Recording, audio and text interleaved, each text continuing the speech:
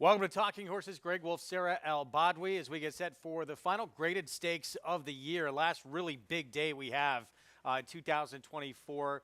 Big day for two-year-olds, Remsen, Demoiselle, and of course the Cigar Mile, which is a loaded edition. This is, I know it says grade 2, this is a grade 1 field. It is, and we've seen a lot of horses come out of Breeders' Cup races, especially last year, and really perform well. So it does seem to no longer be that backup plan or what to do if things don't go well in the Breeders' Cup. We do have a lot of horses coming out of very good performances in those Breeders' Cup races. We got a lot to get to, so let's get through the business, and we'll get right into this card coming up for this Saturday Cigar Mile afternoon. Let's get through how to get started, play all the action. Of course, get signed up if you've not already with Naira Bets. That man on the cusp of history today. He's got a big chance to become the winningest rider in a single season in terms of stakes and graded stakes. He could do it today.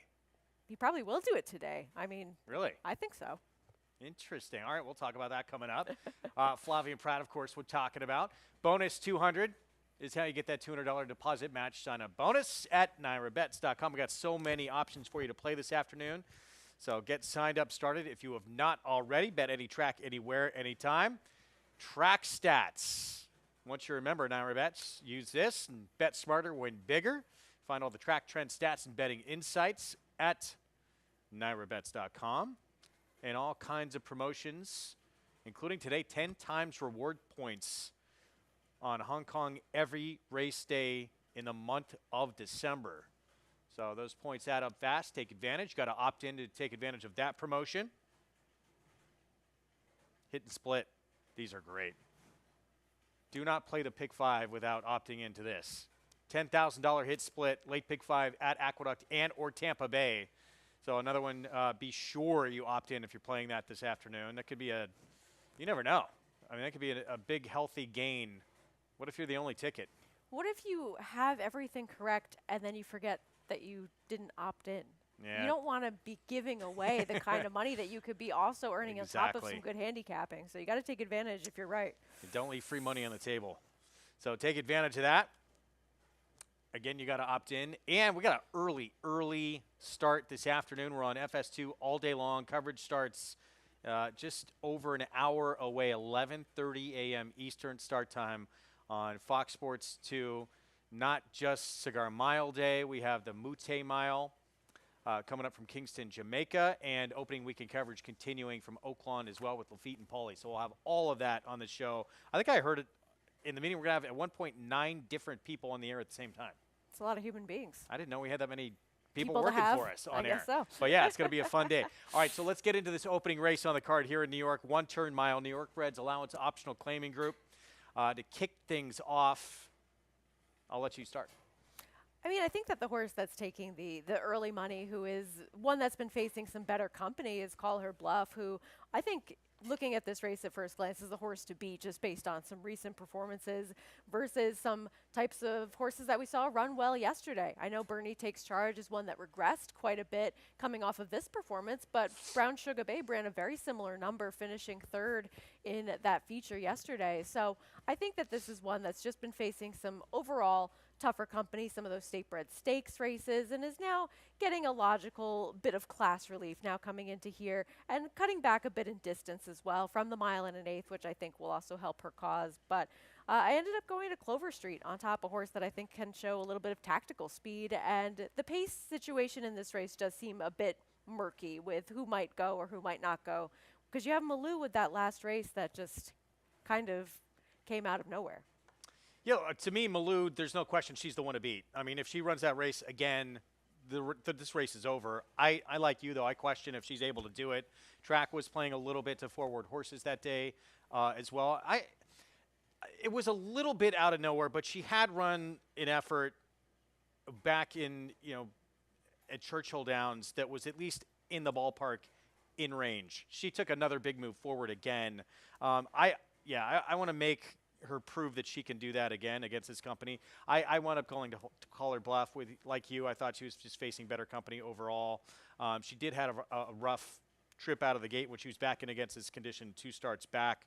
But I thought she ran okay. Bernie Takes Charge just kind of ran off the charts that day and then came back to earth yesterday. But you see all those efforts, too. She's best, it seems like, at this mile distance. Yeah, she had a real win streak going for quite some time, and I understand if you have a horse that is able to be that consistent, you want to step them up in class and see what they're made of, and I don't really think she disgraced herself in some of those tougher spots. So I think that this spot just suits her very well. She's shown she can be consistent at the mile distance, and I just want to see it again from Malou before I take her at what might be a shorter price. I might be totally wrong with Money Grab. I don't understand why she's 5-2 morning line and the love with her here. What did you see with Money Grab? Because I'm obviously missing something. It looks like at first glance that she just really improved switching over to the turf, but I think that the case could be made that maybe she's just an improved horse overall. Remains to be seen. I think it's fair to question that, and it certainly looks like that on paper, but she did have some numbers on the dirt that did still fit with this field in terms of what everyone seems to run on a regular basis, that if she is now an improved horse overall, I thought that if she brought some of those turf numbers back to the dirt, she could be dangerous. Yeah, she's got to bring the turf number. Her dirt numbers don't stand up, but she may have improved. It's a question. I just thought, to make her that low, interesting. I thought Racing Colors was a little interesting.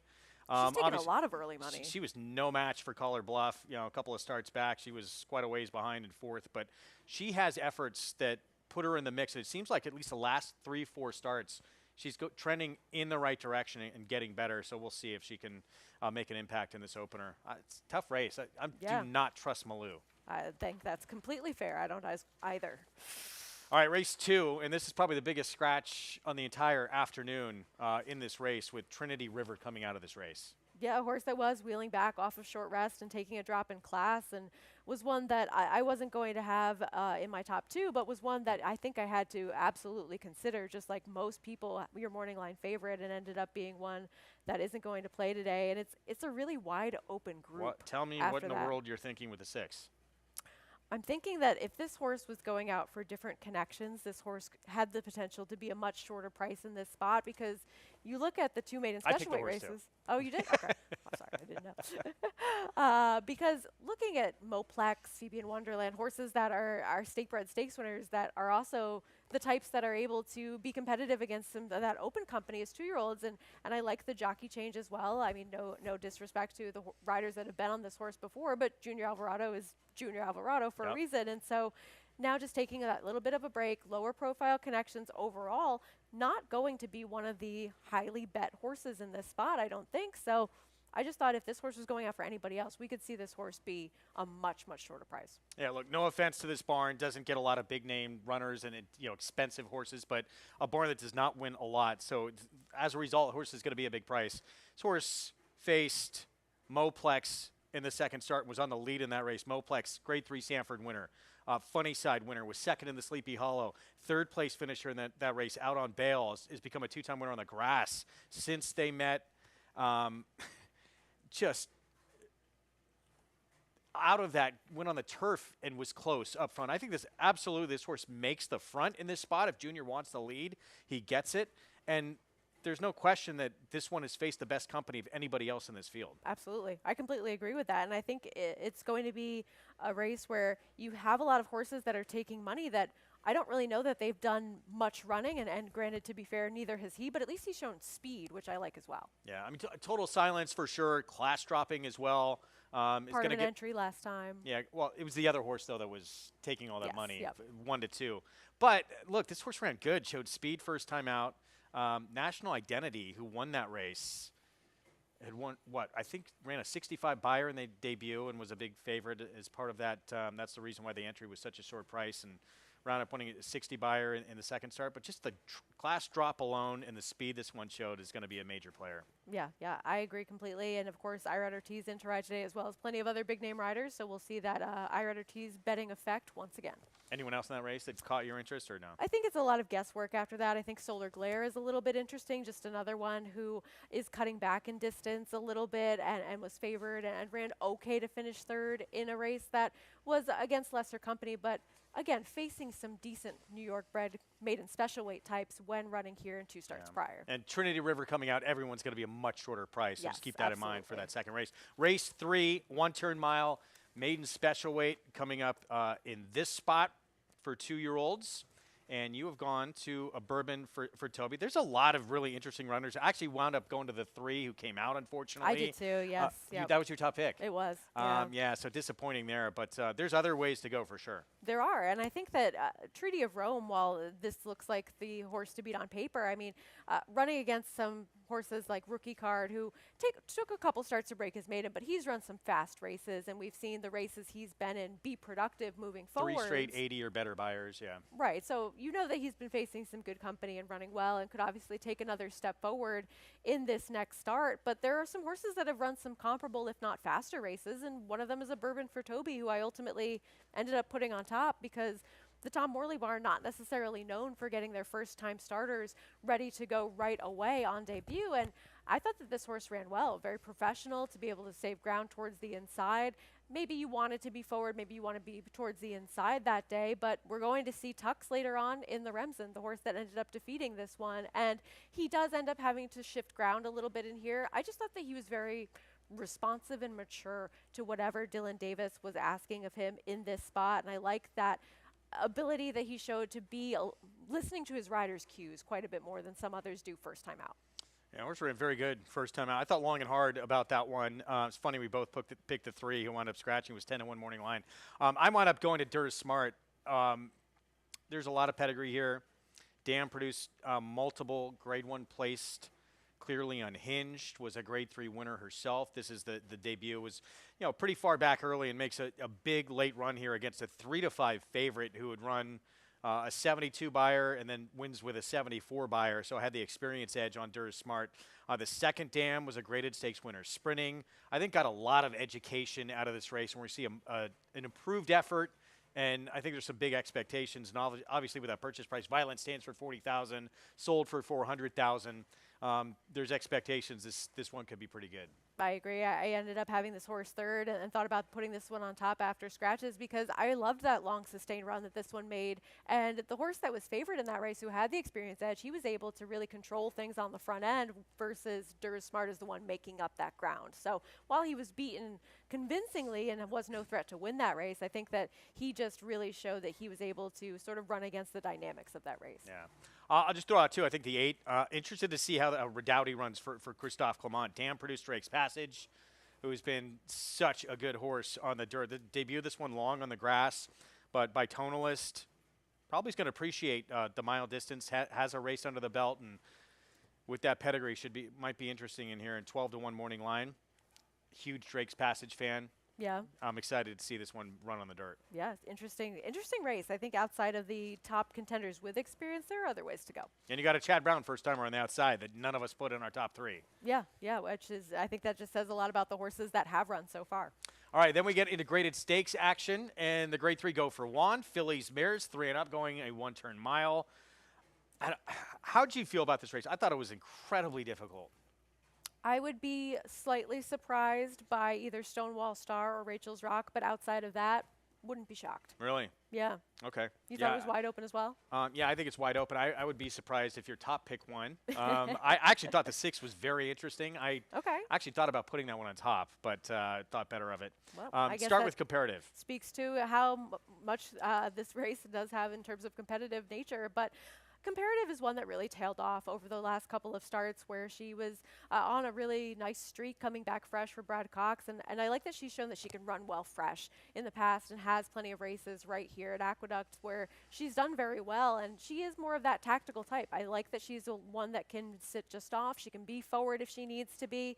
And I like that she's cutting back a little bit in distance as well, starting over again at the mile distance, gets along with Manny Franco very well.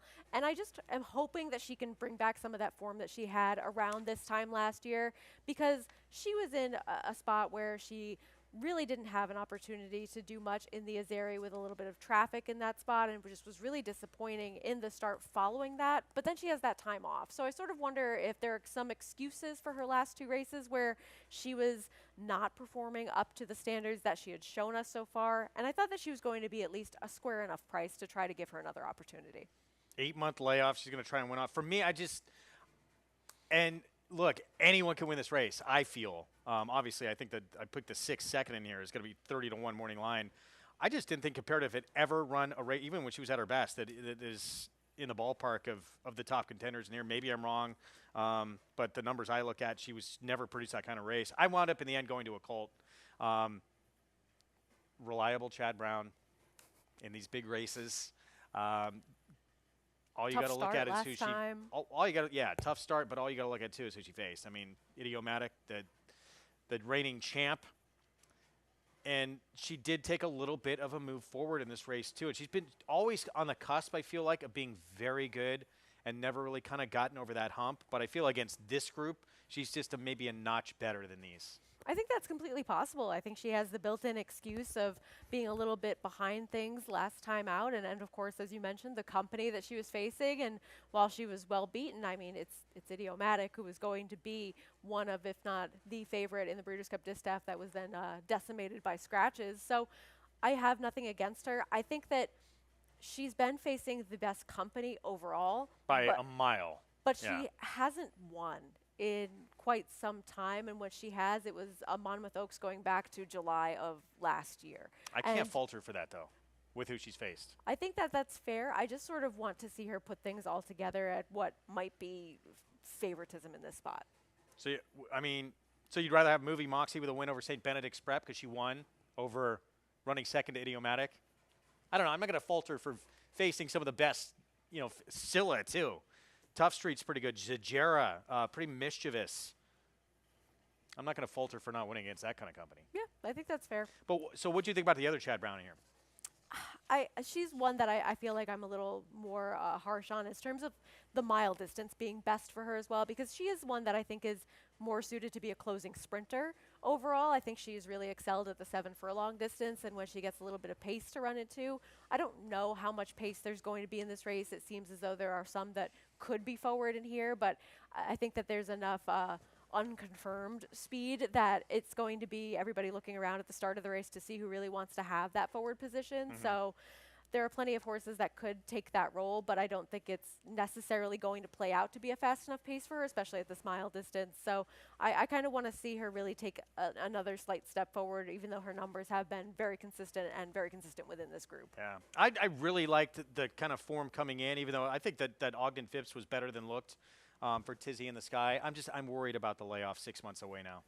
Yeah, I am as well. And I think that she was getting to be in such good form, and I know that her last race isn't one that I would hold against her because of how she broke through the gate in that spot and how you really wanted to be inside and forward on that racetrack over Belmont at Saratoga. But she was getting to be really good, and then we haven't seen her in a little while. Yeah. For Rachel's Rock, I want to putting second. Look, she's 30-1 morning line. She's paired up Thoroughgraph. She's paired up numbers now that are in the ballpark of a Colt, of Sheeta Beauty, of Movie Moxie, that and primed to take a step forward. She's going to have to take a step forward, but it looks like trending the way she's been running today's the day she could. Different level of company, but if she can take it doesn't even have to be a big jump. She could be in the mix. We'll see if she can translate that form. Obviously, this is and look, Nick Style. That was a very good runner in the Pumpkin Pie. She faced last time out, and I think a little bit better than looked. 5th place finish in that race. Yeah, I wonder if she's going to get the pace set up that she did when she was able to win 2 starts back, because that pace was very honest and also going the 7 furlong. So it's a tough I see what you're saying, though. She is one that is improving as of late. All right, race 5. Start of the pick 6, New York Breds, first allowance condition sprint. Coming up in this spot, another really tough group. 30-1. Yeah, well, look, it's Al's Ruby and everybody else, at least on paper, because really, I thought so in terms of numbers and that we've already seen from them on the racetrack, because her one race, a 74 Beyer speed figure, where she was able to win over Focus Pocus, who isn't so bad. I think that was a race where she showed a lot of fight, a lot of tenacity, being forward and really showing some gameness in there. If we could take a look at that, if we have it, but where has she been? And that's sort of the question with her. So I wondered about putting this horse on top, but given the layoff, I just wanted to go in another direction. And I felt as though I've seen a lot of some of these horses, and I wanted to go for something kind of crazy that has only had experience over a wet track. And you're seeing Al's Ruby. Yes, you're seeing Al's Ruby here end up getting the win over Focus Pocus. And she could easily win this race, and I might be being a little bit silly with going with an alternative, that especially the one that I ended up picking on top with Hypnotic Flare. But Switching to Dave Duggan, who's having a tremendous meet so far, just over the past month in general. He is 3 for 14, 71% in the money with a $4.82 ROI. And first off, the trainer change on dirt over the past 5 years, I mean, 26%, $3.16 ROI, 65% in the money. So these horses are running well, even if they're not winning. So with that in mind, I wanted to include this horse somewhere, and I just didn't want to take Al's Ruby at a super short price off of that time away. Okay, yeah, she's going to get a fast track, too, for the first time. She might move way up on a fast track. I don't think much there's no stars in here that have separated themselves. I'm not as high on Al's Ruby. I know I picked her second. She ran a good figure first time out. She took a little bit of money for sure. She was 3-1 that day. But again, where's she been? And to me, it wasn't, I don't think by any means it was a standout race against this field. I thought her stablemate, she's run equally as fast races, the figures I look at, on a couple of occasions. And now she has a recency of a race coming back. I almost prefer the 7 a little bit. I wound up going to Nolita in this spot. She's interesting. She's run last two times she sprinted, she's run about 3 lengths faster than Al's Ruby did. Now look, there's the massive upside potential with Al's Ruby. It was her debut. First time out, she looked good doing it. She could certainly improve. But Nolita now has done it a couple of times where she's run extremely fast, the fastest numbers of anyone in this field, thoroughgraph-wise sprinting. Now she puts blinkers on and she gets back to sprinting. I just think she's better going shorter than it seems like she struggled in those longer races. And that Malou race, that was the race when Malou kind of freaked. Yeah, I don't disagree with that. And I think that, yes, she does have a win at the mile, but it was an off-the-turf race, a sloppy sealed track, and there weren't many horses in that race overall. So I think that that's one where, yes, she's been able to handle the distance, but under what circumstances? I think she is a better sprinter overall, and I ended up putting her in third. All right, that starts the pick 6. Break. Do we take a break? We could take a break. We do? Okay. Eddie would like us to take a break. Quick break. Let's do it now, and then we'll talk late pick 5 right after this.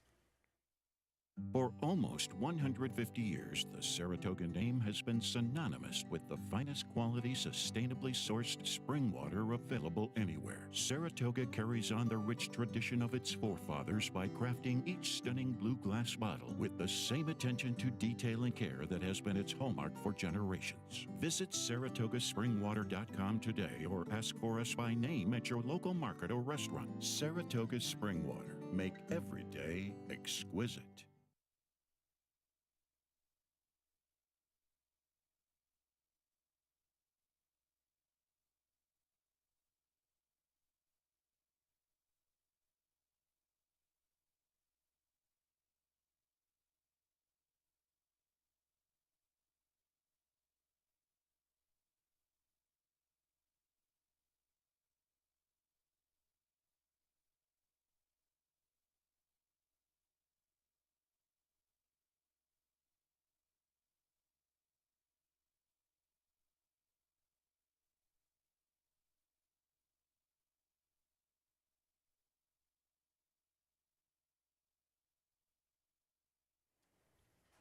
All right, back with you, Greg, Sarah, as we get into the late pick 5 on this Cigar Mile Saturday card. 6 furlongs, New York bred, maiden special weight in this spot. And there's a few interesting first-time starters in this group. You've gone to one of them. I'll let you start. Yeah, I mean, the Vacomas have just been running extremely well with his first crop of 2-year-olds, and Tale of the Tail is one of them towards the outside for Rob Atras. There is that dam side precocity as well. 1/2 to 2 debut winners out of 6 to race, and one that was dirt sprinting first time out, and then went on to win some New York bred stakes races in My Italian Rabbi. So I like seeing that this horse has the precocity on both sides of the pedigree, and ultimately, I wasn't totally enthused by some of the horses that did have experience in this spot in terms of the ones that were having those races under their belt. So I just wanted to go to a new face that seems to have the pedigree pointing towards this one possibly being a runner early. We'll show this one, just get it out of the way. I was basically trying to find a race to show for this one. But there's a little bit of interest with Tower 22. This horse could be a massive price, taking a big step up in class. But the horse who beat her this day, Viamente, was dropping in class significantly. Huge drop in class. Probably would have been a player in this field for sure. And then ran pretty good next time out as well, second against Allowance Optional Claiming Company. The horse did get bumped a little bit at the beginning, and yeah, it was a long way back to Tower 22, but beats the rest of the field pretty handily. You'll see this one come into the picture late. But I like the sort of the big move this horse made and kind of put herself into contention before obviously Viamente pulled away in that race. You never know. Look, experience, it can mean a lot. This can be the third start for her, and obviously it's a sign of confidence for John Service to be moving her up in class. Having said that, I didn't put her in my top 4. I didn't either, but let's pretend that none of the first-time starters can run. You're Yeah. left with a horse that has at least shown that she can take a step forward, has the 2 starts under her belt, and Viamente came back and ran second, stepping back up in class with a 62 buyer. That's only a little bit of a regression from the 68 that she ran in that race, and both of those starts are a big improvement over her first 2. So I see the intrigue for some, but I think that we're dealing with a lot of live debut runners in this spot, at least based on connections, pedigrees, and whatnot. Yeah. I mean, you got some really interesting horses to run. Miavana, the 4. I see you have third in there. That's a horse who was favored. Churchill first time out, now moves to Mike Maker's barn. Obviously didn't run much that day, maybe for a hint of early pace and then kind of backed up. But he just, with the money that one took, you got to consider. I wound up going to the 1A, the other half of the entry for Linda Rice scratched in here, but I like the 1A anyway, Observer. This one, Dan produced a first out winner, actually started 3 for 4. Cupid's Heart, in her career, she was a 4-time winner overall. Produced a second out winner that ran an 80 buyer, then was second with a 93 buyer against a really talented New York bred Today's Flavor. And then the second dam, most of you will probably know, named Bedside Manor, who was 7 for 12 lifetime and a stakes winner. So there's a lot of pedigree with the 1A. Yeah, there absolutely is. I think that Linda Rice has not really been known for her first-time starters over time, but I think that this year there's been a little bit of a turning point with that. She's really taken a step forward in terms of her numbers for those debut runners versus overall over the past 5 years. So I think can't discount that and use that as an angle as much anymore. And then you don't have this horse in the mix. What did you think of Oklahoma Smoke 5-2 morning line? Do you think it's function of Irad Ortiz Jr.? No, look, this barn, Jorge Abreu is always dangerous to me. The dam actually won the first 2 starts. I know it was on synthetic, but was precocious early. The second dam won her debut as well. So there's win early a lot in this pedigree. Irad takes the mount, so I would not let this one beat me by any stretch. I think you have to get a lot of coverage in this race because there's just too many unknowns. I even thought the 6 first-time starter for Clement was interesting. The dam was a graded stakes winner on the grass, but produced a really good runner named Seafoam, who was a 10-time winner overall and I believe a 5-time stakes winner. Second dam, graded stakes winner on the dirt as well, so there's pedigree with that one. Yeah, there's a lot going on in this race, for sure. I agree. All right, so that starts the late pick 5. Race 7, here we go. 2-year-olds get at it, grade 2. Remsen, mile and an 8. Who would have thought last year's Remsen would have produced what it did? I know. It's like the Remsen is back on the map, and now we're coming into this one with some expectations versus what we saw last year. And track bias that we had last year or not, we did see some of those horses go on to be extremely talented. Of course, talking about Dornick and Sierra Leone. Yeah. Let's start with Stelly Do Right. We could show that race in the Nashua last time out.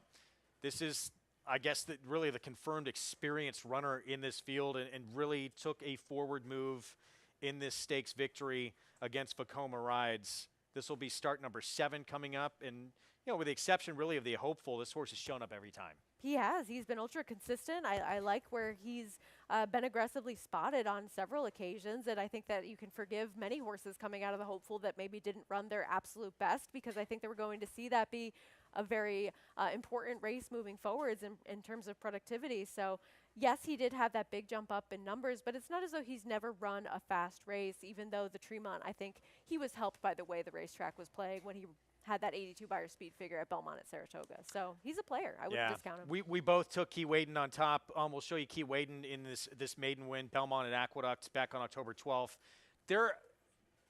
I guess just pedigree-wise, there's got to be some questions, I guess, with the pedigree getting a mile and an 1/8. I'm a little less concerned about it with 2-year-olds and from this barn and who this horses face. I mean, Tip Top Thomas, that Saratoga maiden race where this horse just missed in the debut, that was one of the most loaded races of the meet. It was, and we saw it play out just like that with Tip Top Thomas coming back to run a very game second to Chancellor McPatrick. We saw Rookie Card go on to do some good things with his numbers, and then Key Waden, of course, coming back out of that race, even though he wasn't really bet first time out. There's only so many horses in the race that can be shorter prices with all the stories that were coming into that race at Saratoga, and I just like that he took a step forward with the added furlong, and I think that he's going to actually be one that appreciates a little bit more distance because of his way of going. He just seems like a big lumbering type of horse that really doesn't mind some added ground. Yeah, 2 fastest numbers, even in defeat in that debut of anybody in this field. Tux, I think, is interesting too, just because the dam, she was 5 for 6 overall, grade 3 winner, multiple stakes winner, and it's tap it on top, so it's probably going to like the extra ground.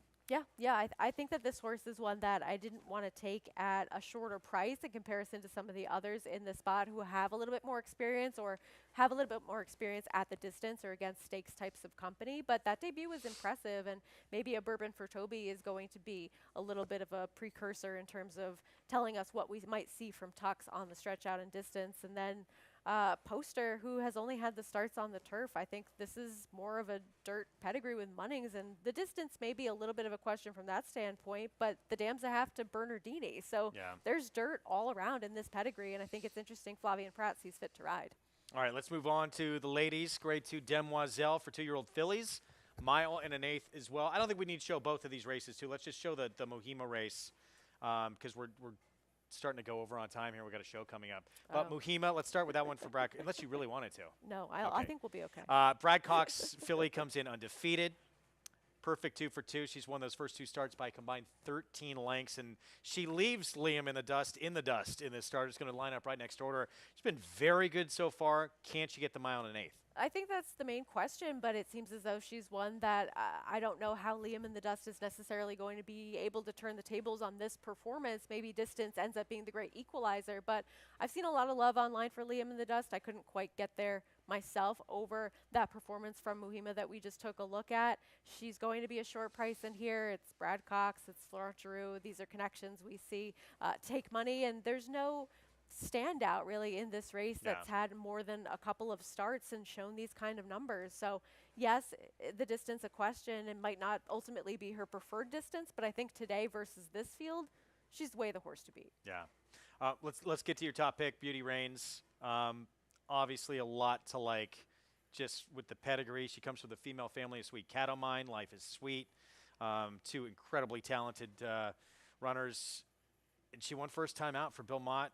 With that kind of pedigree, going longer is probably going to be better. Would you like? I just thought that the pedigree suggests that she will really appreciate the distance. I thought that debut was solid, a 73 first time out, and I liked how professional she was just stalking right off of the pace, because now she's not going to be in a position to be up close in this race in all likelihood unless they're extremely aggressive with her, which it seems like there might be other pace, so I don't see why they would be. I just like seeing a horse that can pass by another horse first time out and have that level of maturity for their 2-year-old debut. And going right into this graded stakes race, it's not as though there's any real killers in this full field. It's a very competitive race outside of your favorite. I thought she just seemed like one of the main players. Yeah, I think this feels more wide open than the Remsen does. We could be wrong. Maybe Mohima's just that good. I wound up going to Bless the Broken in here for Will Walden. This filly I actually think has the ability potentially to be in front and make. I know Mohima's quick, but she can at least sit maybe right off of that one, be right there. She was very quick, going 4.5 furlongs. I know what Evangeline first time out, but then she put on blinkers, stretch out, going longer, and she was a little bit compromised in that first start, going longer off a bit of a layoff out of the gate, and the next time out, that was a very good effort at a mile and a 16th. I think with the blinkers off now, can relax, get a nice kind of tracking position behind the one, and I think she'll be able to finish a lot better with that equipment change. Yeah, I hear the argument. I think that she's very interesting coming into this spot. I couldn't quite get her there with her, but it's a wide open edition of the Demoiselle. All right, grade 2 Cigar Mile. It is the best field in this race we've had in a long time, and I said it yesterday on the show. I truly think Locked is the most interesting runner we're going to see in the country today. Wow, big props. I mean, this horse was the favorite going to the Breeders' Cup Juvenile last year. He had that monster maiden win at Saratoga. There was a lot of hype about this horse. His Breeders' Futurity was excellent at Keeneland, where he was having to make that big, wide move. Exactly. And then comes back, and I know it was a fast track that day, and maybe the times were a little inflated in the number, but He dusted a pretty good horse named Gunnet, and he did it with a fast figure, and it just seems like he did it so easily, too, that this is the race now he's going to take another move forward.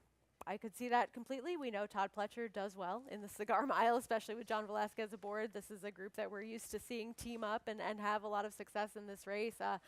I just think that he is going to be one that is one of your main players where I wanted to see a little bit more of that move forward because, yes, he was so dominant in that return race, but the track was very quick that day, and I just sort of wonder if he's going to really be able to take yet another step forward, and I kind of want to see it before I take him at what might be the third or fourth choice. But I have him third. I like him a lot. I liked him a lot as a 2-year-old. He obviously has plenty of talent. He can handle the distance and beyond, so I think that leaving him off any of the tickets for today would be very silly. One of the most exciting horses, too, I think, Book 'em Dano. It's just such a cool story, this New Jersey bred. We're going to show you that Perryville last time out, where he did get in tight and got a little compromised here in the stretch. He did, and I think that some might look at him at first glance and think that he's been a little bit disappointing because he hasn't won since the Jersey Shore, where he was very narrowly able to get there and defeat Little Knee. But overall, I mean, he's run some of his fastest races over the last two before this Perryville, and then he has legitimate traffic, as you mentioned, where he's just really looking for a seam, trying to go and rally inside of horses, and then just narrowly being defeated by a long neck in there. So, yes, he was an overwhelmingly short price in that race, and he didn't get the job done, but I think that with him, too, his mile races tell me that he can maybe max out at a mile, but that he can at least run well and competitively, and he's also not going to need to be a part of what looks to be a fairly contentious pace. Don't love the post for him, do you?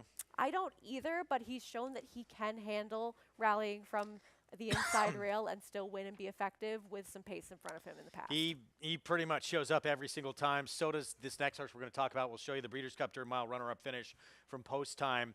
Wound up second to Full Serrano. This is just a neat horse. 12 of 14 lifetime starts with 9 wins. He's been first or second. He's been incredible. I mean, slow pace, honest pace, tracks not really working in his favor. He runs his race each and every time. And while he hasn't necessarily broken through fully at the grade 1 level, I mean, he's been right there with serious horses throughout this entire year. I love the campaign that he's really been able to put together and how they've stepped him up in class, and he's responded each and every time. We both have him second because he seems like the type of horse that gets going late, that is probably going to be there late, but I'd love to see him win today just for the story. No mulligan at all for you, huh? No, I think that he's going to have to deal with some serious pace. I think when he's won, those have been fast races. He has to get the mile. He's going to be a short price, and he has to show that he can compete against a group like this. Okay, let's get to the nightcap. 1-turn mile to close it out. Open company entry level allowance spot. We're going to show you commuted in this race, who you have second. I put on top. I liked this performance from him last time out. This was a race Mazmac just kind of freaked. Ran a 96 Beyer in victory. Commuted wound up third in here after setting the pace early. I really liked actually Commuted in this race on the cutback this day, but coming out of a 1.25 mile win, but it didn't work out. Even Emirates Roto ran second. He'd won 2 in a row with an 85 and 89 Beyer. He ran a 95 Beyer in defeat. I feel like it was just 2 horses that sort of ran off the charts this day. He's going to be tough right back, and I love the fact he can put himself in position wherever he wants to be. This is a great way to close out the card. I mean, this is one of the toughest races, I thought, from a handicapping perspective in here. And you do see that 90 Beyer speed figure last time for Commuted, but he had a race off the layoff where he ran at 82. He ran at 81 first time out, and then he had a major excuse when he didn't run that well in that race, where he then had some time off following that at Saratoga, where Reynolds Channel won, because he stumbled so badly at the break and just was not in the position to be where he wants to be, which is forward. So I think that he is a major player in here for sure. I just wanted a little bit of a better price on top, hoping that Air of Defiance can improve second off of the layoff, because he's the one that ran second first time out to Fierceness as a 2-year-old. He's so interesting with his running lines. Came back, 88 Beyer speed figure, then he's off for quite some time, but if he can get back to or improve off of that 2-year-old form, I think that he fits right there with some of the others, and he might be a fair price today, maybe if he runs well for the last time in a while. Yeah, there's no question. He's incredibly interesting with those running lines, that distant second of Fierceness, as you said. I forgive that effort off the bench, too. Against, I mean, they were blazing early. He had every right to back up. Yeah, there was good runners in there. And I'm really excited. Obviously, We love Lee Einseidler. I'd love to see Reynolds Channel run a big one in here. And he actually ran pretty good in the Alan Jerkins. He did. I think he ran very deceptively well at a gigantic price in that spot. And I know that Lee thinks highly of many of his horses, but this is one of them that he specifically mentioned as being a good 2-year-old that he really liked when he was first starting his career. So he's interesting. And then Quick to Accuse we both have in there as well, a horse that was doing some good running off a little bit of a freshening last time. And I like him stretching back out because he's shown that he can run well at this distance. Yeah, I know I don't have him in the top 4. I thought Night Effect. He's really game and often overlooked. Yeah. Yeah. I think he's interesting. He's probably one I'm going to use in my multi-race wagers. Tough way to close things out. It is a great card today. Again, these are the last graded stakes of the calendar year on the NYRA circuit, so enjoy it. It's going to be a fantastic afternoon. Our coverage, we'll have a promo coming up in a minute, but again, we start early, 11:30 a.m. Eastern start time on Fox Sports 2. You can play all the action by getting signed up at NYRA Bets. Bonus 200, that code to use at sign up. $200 deposit match bonus. There it is. Bet any track, anywhere, anytime. Track stats. Once you're a member of NYRA Bets, use this information to hopefully bet smarter and win bigger. I'm trying to bet smarter every day. We'll see how it goes. And win bigger as well? Yes, that too. Bet all the action at Aqueduct. You get those track trend stats and betting insights. 10 times rewards. Opt into this. You get 10 times rewards on Hong Kong every race date in the month of December. That's fantastic.